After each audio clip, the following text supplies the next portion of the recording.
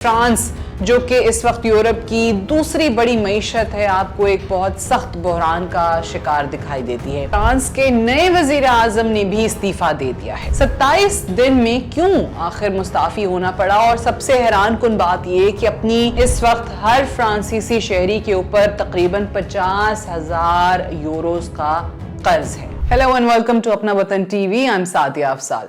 आज की सबसे बड़ी खबर यह है कि फ्रांस के नए वजीर आजम ने भी इस्तीफा दे दिया है। सेबेस्टियन लेकॉर्नु जो कि अभी रिसेंटली वजीर आजम के ओहदे पर आए थे, 27 दिन बाद मुस्ताफी हो चुके हैं, और इससे फ्रांस जो कि इस वक्त यूरोप की दूसरी बड़ी मईशत है, आपको एक बहुत सख्त बहरान का शिकार दिखाई देती है। 27 दिन में क्यों आखिर मुस्ताफी होना पड़ा, और सबसे हैरान कुन बात यह कि अपनी काबीना के अनाउंसमेंट के 24 घंटे के अंदर ही सेबेस्टियन लेकॉर्नु ने वजीर आजम के ओहदे से इस्तीफा दे दिया है, और ये कहा है कि वजीर आजम बनने के लिए जो अपोजिशन जमातें हैं या जो इत्तेहादी जमातें हैं, कुछ शराइत थी वो उन्होंने पूरी नहीं की हैं। अब इत्तेहादी जमातों ने भी और अपोजिशन ने भी ये कहा कि जो इनकी कैबिनेट है, जो नई तश्कील करदा कैबिनेट है, वो सही नहीं है, उसको उन्होंने रद्द कर दिया। हालांकि प्राइम मिनिस्टर लेकॉर्नु कहते रहे कि मैंने तो कोई रद्द बदल किया ही नहीं है, ये तो वही काबीना है जो मेरे से पहले के वजीर आजम के साथ चल रही थी। अब एक ऐसा तनाज़ा खड़ा हो चुका है कि जिसमें आने वाले दिनों में आपको शिद्दत नजर आएगी, मजीद कशीदगी भी बढ़ सकती है, जो कि इनसे पहले के वजीर आजम फ्रांसवा बैरो के मुस्ताफी होने के बाद आपको सूरत हाल नजर आई थी, जिसमें हुकूमत मुखालिफ मुजाहरे थे, एक तहरीक बाकायदा तौर पे चल सकती है।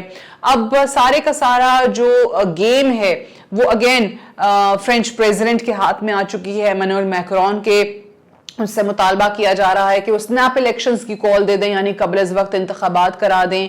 अब वो एक और वजीर आजम को मुंतखब करते हैं, उसको लगाते हैं, या फिर बाकायदा तौर पे वाकई में इलेक्शंस का ऐलान करते हैं, ये अब उन पे डिपेंड करता है। अलबत्ता उन पे ये दबाव बहुत ज्यादा बढ़ता चला जा रहा है कि फ्रांस के अंदर जो इतने अरसे से एक सर्कस लगा हुआ है, 2 साल के अंदर 5वां वजीर आजम चला गया है, इस सर्कस को फौरी तौर पे बंद किया जाए। क्योंकि अगर आप देखें तो इसकी जो कॉस्ट है वो आवाम को अदा करनी पड़ेगी, मईशत को अदा करनी पड़ेगी। इस वक्त पेरिस के अंदर जो स्टॉक मार्केट है वो बहुत तेजी से नीचे जा रही है। जब से आज ये खबर आई कि जी फ्रेंच प्राइम मिनिस्टर ने इस्तीफा दे दिया है, उसके बाद हम देख रहे हैं कि उनके स्टॉक जो हैं वो तेजी से जा रहे हैं।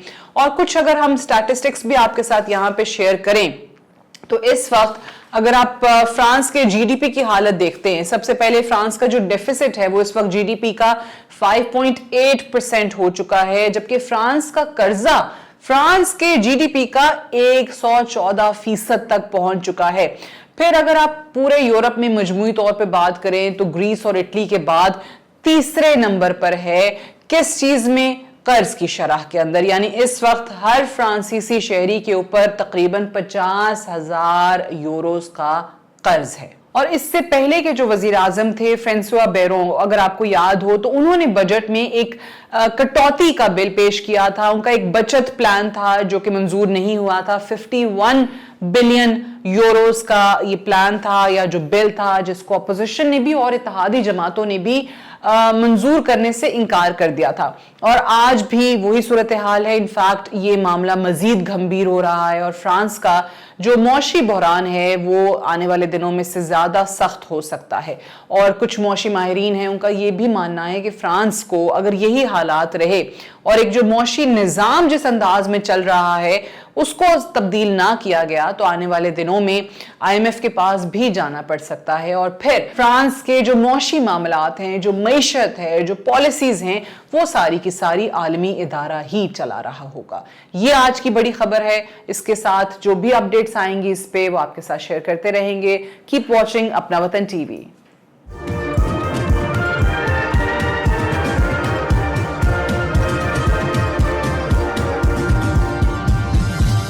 You are watching Apna Watan.